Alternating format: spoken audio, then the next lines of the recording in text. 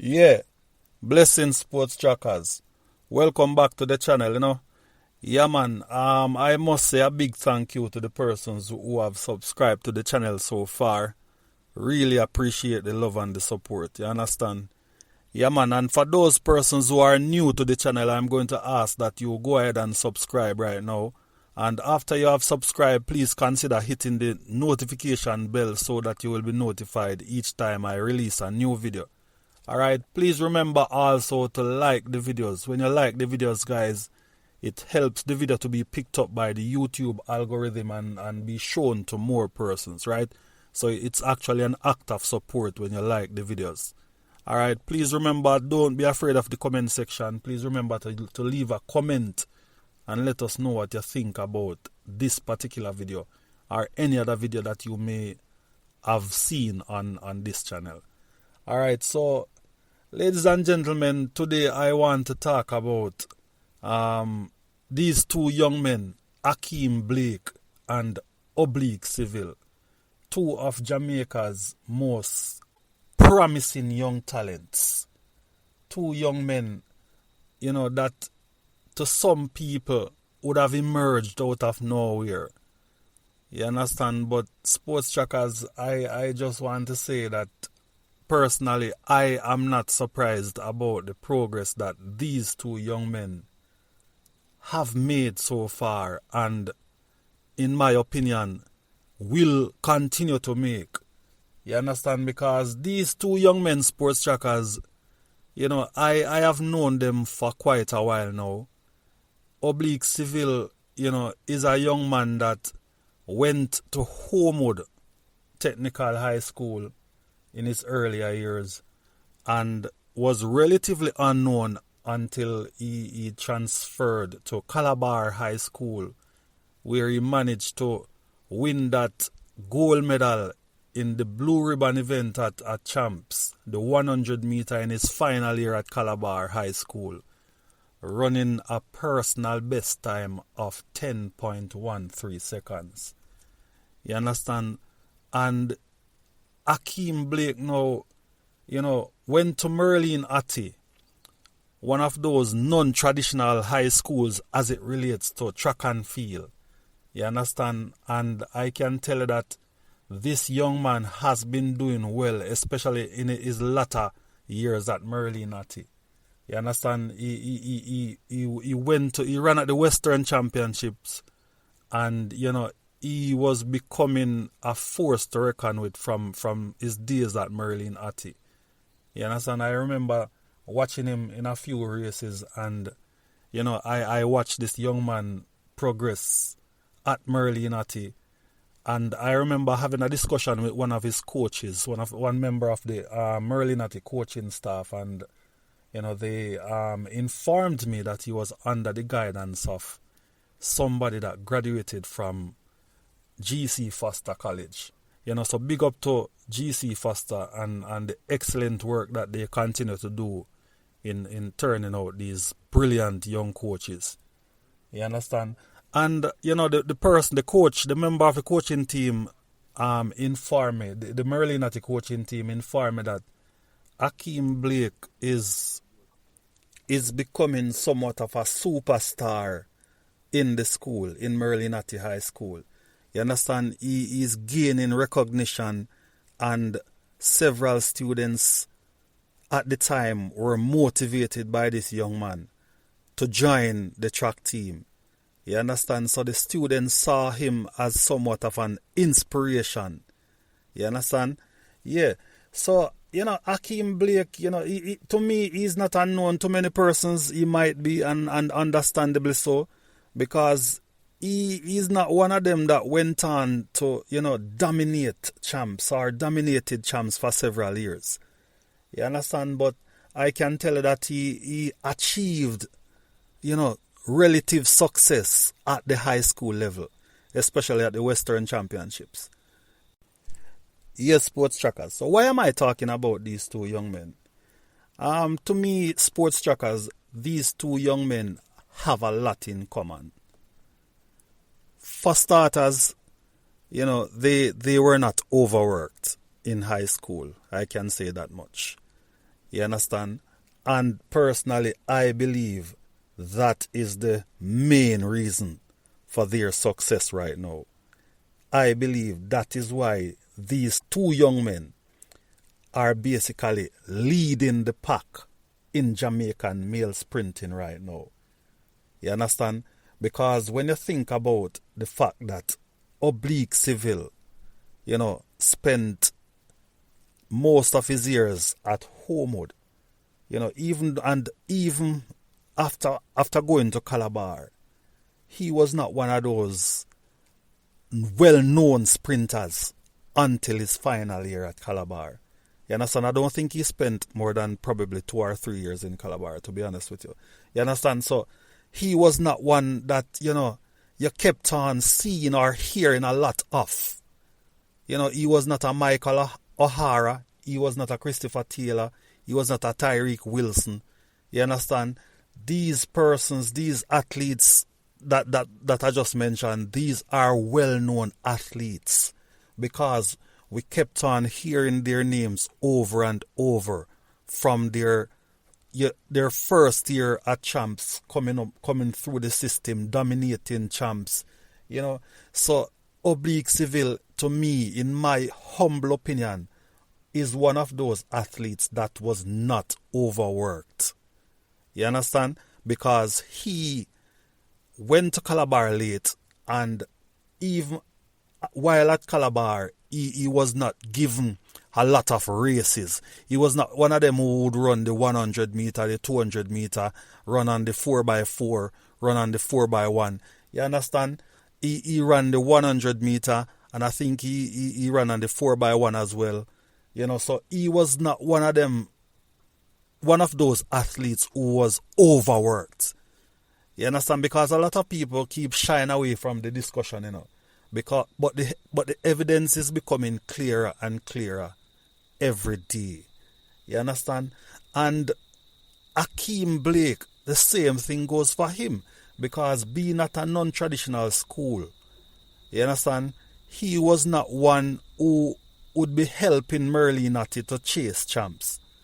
Schools like Merlinati just go to champs to participate. You understand? And win the occasional medal if they can. You understand? So these are schools that they don't bring a large contingent of athletes to boys and girls champs to compete and try to win champs. Because we can think about several names, several young stars in school, several young boys, and we can ask, where are they now? Where is Javon Mattison? Where is Michael O'Hara? Where is Dejour Russell? Where is Tyreek Wilson? And several other champ stars. We can ask the question, ladies and gentlemen, where are they now? Because these young stars, in my opinion, as much as we love the spectacle of champs and what it brings, we have to admit that based on the evidence, these young men were overworked, and it will take a time for them to, rest and come back. It will take some time before they can actually make the transition from the junior level to the senior level based on the volume of work that they would have done in the high school level.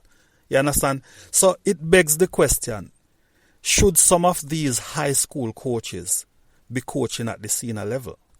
Because I'm not knocking the high school coaches, because I'm not going to come out and say what they're doing is wrong.